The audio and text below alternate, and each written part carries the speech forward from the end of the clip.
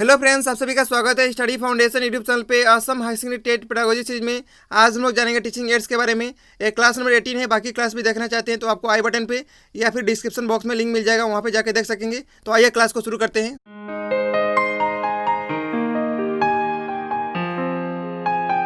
Hello learners, today the topic of our discussion is on types of teaching aids. We remember 20% of what we hear.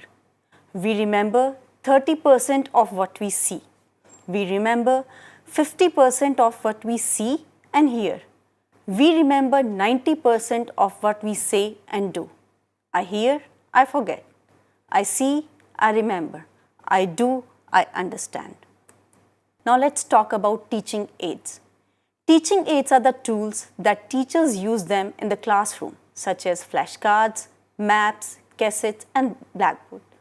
A teaching aid is a tool used by teachers to help learners improve reading and other skills, illustrate or reinforce a skill, fact, or idea, and relieve anxiety, fears, or boredom, since many teaching aids are like games.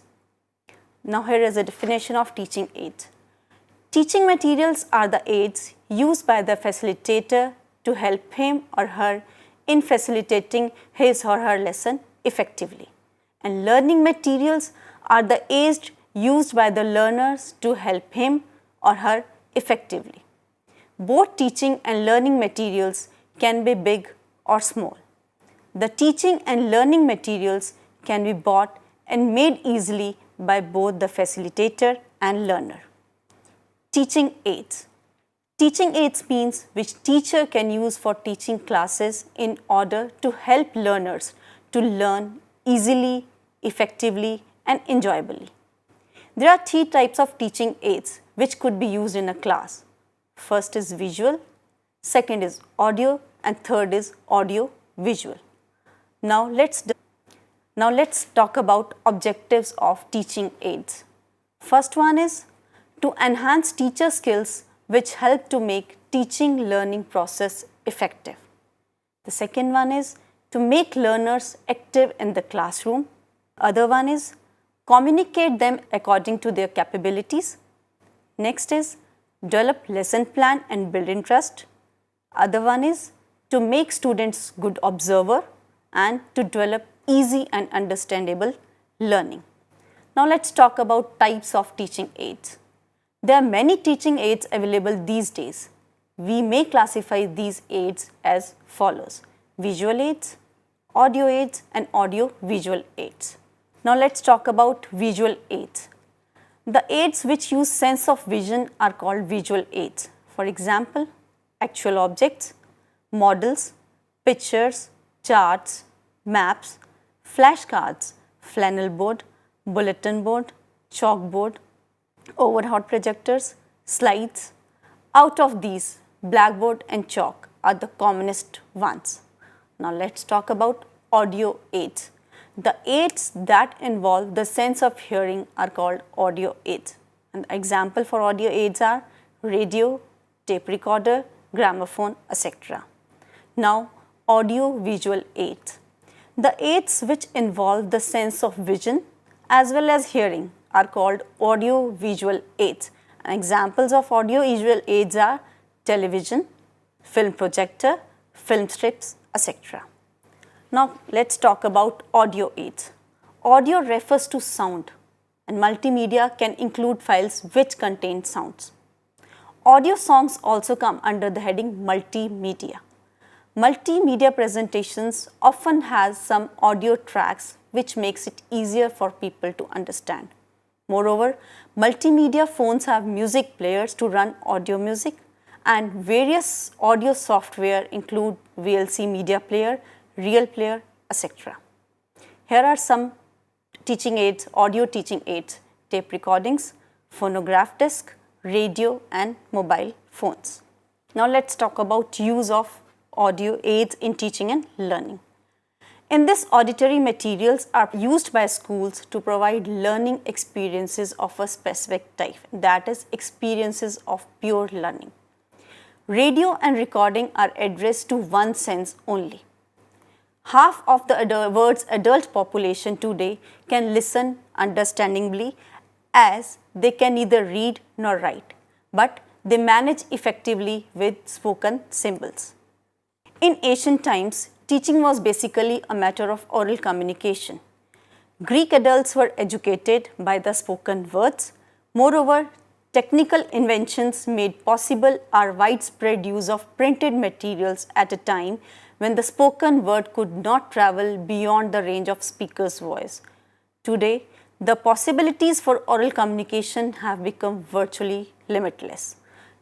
Now, here are some types of teaching aids, visual aids: slides, film strips, models, specimens, graphs and charts, picture materials, globes and maps, diagrams, timelines and tables. Now, types of visual aids. There are many types of visual aids. The first one is PowerPoint or equivalent. Microsoft PowerPoint is probably now the most commonly used form of visual aid. Used well, it can really help you in your presentation. Used badly, however, it can have the opposite effect. And the general principles for using PowerPoint presentation are the do's. Use a big enough font, minimum 20 pt. Keep the background simple. Use animations when appropriate and make things visual. And the don'ts are: don't make it so small that you can't read it. Don't use endless slides of bulleted list that all look the same. Don't use a fussy background image, and don't overdo the animation as it gets distracting. Now, overhead projector slides or transparencies. Overhead projector slides and transparencies are displayed on the overhead projector, a very useful tool found in most lecture and seminar rooms. The overhead projector projects and enlarges your slides onto a screen or wall without requiring the lights to be dimmed. You can produce your slides in three ways. First is pre-prepared slides. These can be words or images, either handwritten, drawn, or produced on a computer. The next is spontaneously produced slides. These can be written as you speak to illustrate your points or to record comments from the audience. And then next is a mixture of both. Try adding to pre-prepared slides when making your presentation to show movement, highlight change, or signal detail interrelationships. Now let's talk about whiteboard. White or blackboard can be very useful to explain the sequence of ideas or routines, particular in the sciences. Use them to clarify your title or to record your key points as you introduce your presentation. Rather than expecting the audience to follow your spoken description of an experiment or process, write each stage on the board, including any complex terminology or precise references to help your audience take accurate notes. Now, paper handouts. Handouts are incredibly useful. Use a handout if your information is too detailed to fit on a slide, or if you want your audience to have a full record of your findings. Consider the merits of passing around your handouts at the beginning, middle, and end of a presentation. Given too early and they may prove a distraction. Given too late and your audience may have taken too many unnecessary notes. Given out in the middle and your audience will inevitably read rather than listen. One powerful way of avoiding these pitfalls is to give out incomplete handouts at key stages during your presentation. And the next one is flip chart. A flip chart is a large pad of paper or a stand. It is a very useful and flexible way of recording information during your presentation. You can even use pre-prepared sheets for your keynotes. Record information as you go along, keeping one main idea to each sheet. Flip back through the pad to help you recap your main points. Use the turning of a page to show progression from point to point. Remember to make your writing clear and readable and your diagrams as simple as possible. Other one is video, that is DVDs. Video gives you a chance to show stimulating visual information. Use video to bring movement, pictures and sound into your presentation. Always make sure that the clip is directly relevant to your content. Tell your audience what to look for. Avoid showing any more film than you need. Now, artifacts or props. Sometimes it can be very useful to use artifacts or props when making a presentation. Think of the safety routine on an aeroplane when the steward shows you how to use the safety equipment. If you bring an artifact with you, make sure that the object can be seen and be prepared to pass it around a small group or move to different areas of a large room to help your audience view it in detail. Remember, this will take time, and that when audience is immersed in looking at an object, they will find it hard to listen to your talk. Conceal large props until you need them. They might distract your audience attention.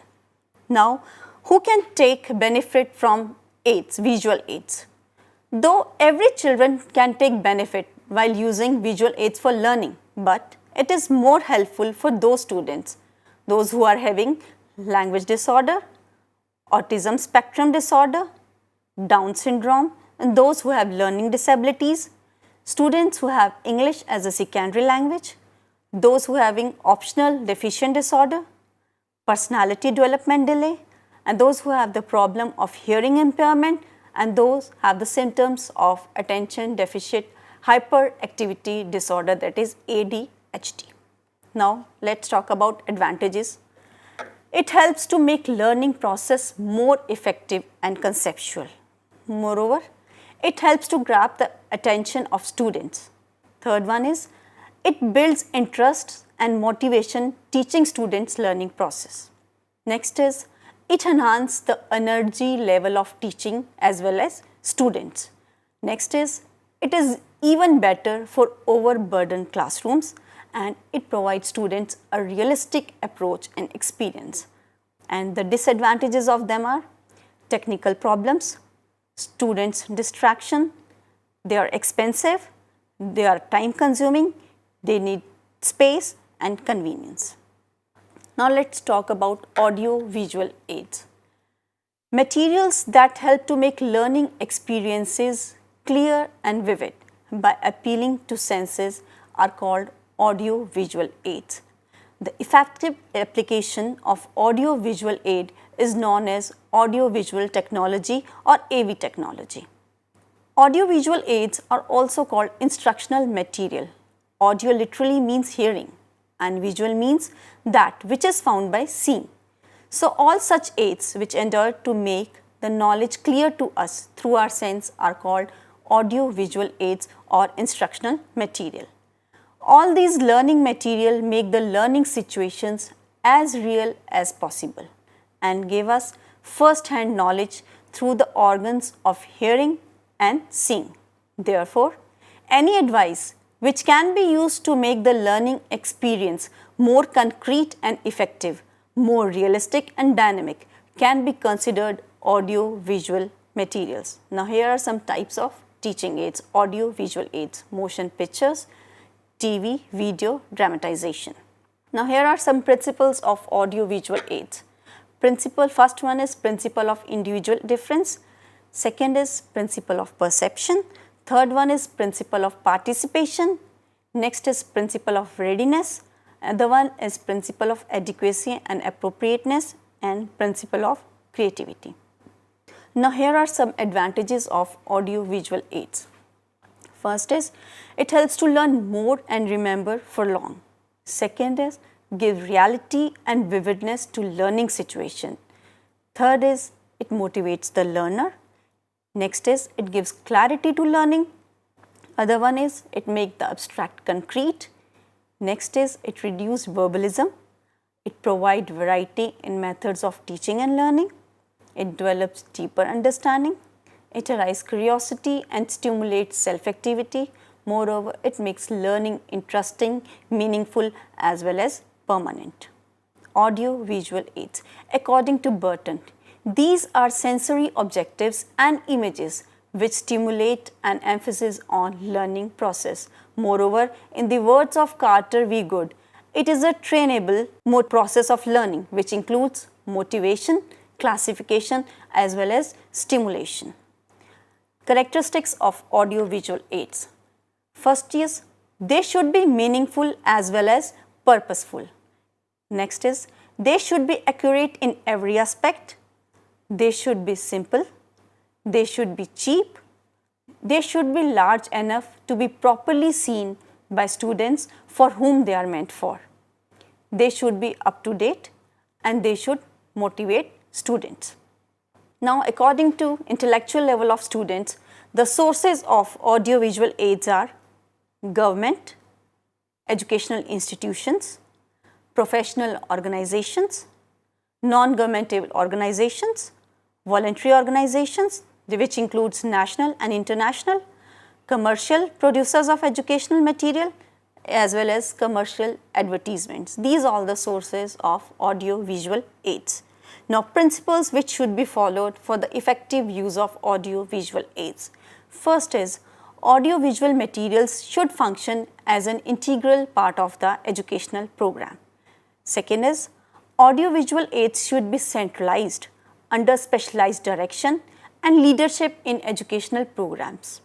Other one is an advisory committee consisting of representatives from all areas of curriculum should be appointed to assist in selection as well as coordination of audio-visual materials, and an educational program should be flexible. Other one is audio-visual material should be carefully located to eliminate duplication, easy accessibility and convenient use. Next is audio-visual material should be available whenever and wherever they needed for effective utilization as integral part of curriculum.